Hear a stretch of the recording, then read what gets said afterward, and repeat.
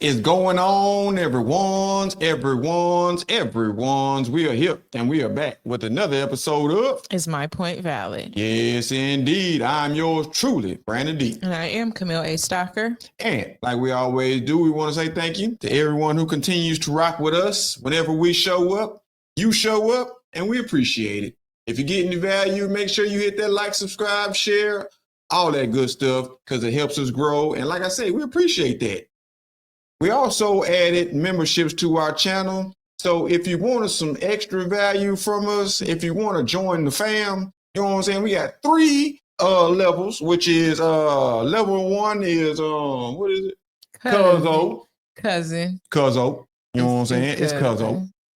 Or cousin, however you want to say it. Well, number 2, the second level is Fam Bam, and then we got official family. There's a bunch of perks to all of that, so y'all check that out.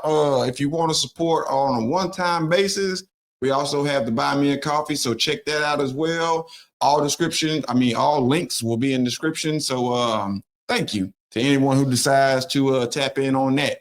But we're gonna go ahead and get into this episode, and the topic for today is going to be Anthony Johnson, the first legal slave owner. So we hear a lot of stuff about how white people started slavery. All the slave owners were white. All white people had slaves. But come to find out, the first black slave owner was the first legal slave owner, the guy who started.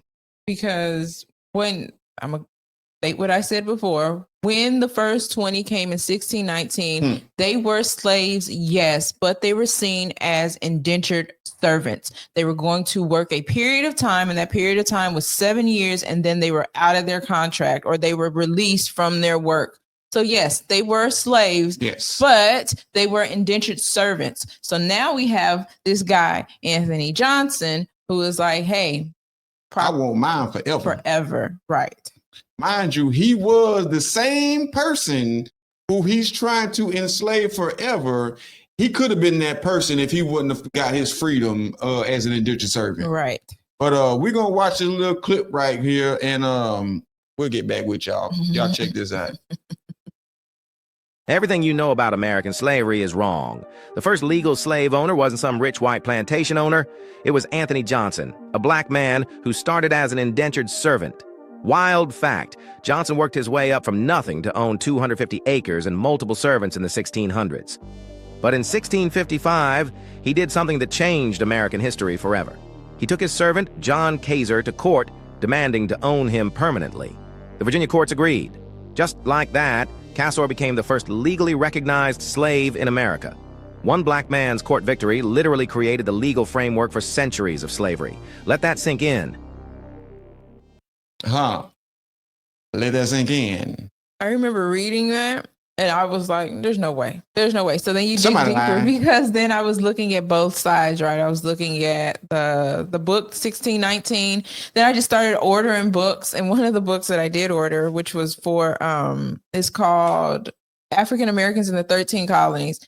I don't remember where the heck I found this book at, but I ordered it from somewhere. And so that gave me information that was saying, well, Anthony Johnson, this is a quote from the book, Anthony Johnson arrived as a slave, but he became a respected Virginia landowner. And also there's another man who we don't talk about in the neighboring Maryland colony. Matthias Sousa worked off his servitude and then grew rich by trading with the Native Americans. And eventually this Matthias Sousa was elected to the Maryland Assembly. So there was 2 slaves, indentured servants, who were freed and then did turn around and did the same thing to people, or worse, that people was doing to them. Crazy. So it says the first slave owner in America was not only a black man, he went to court and demanded it.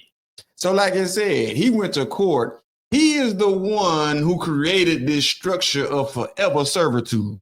The system that y'all be talking about. The system that y'all think the white people created, it didn't exist before this black man went and fought for his servants to be forever.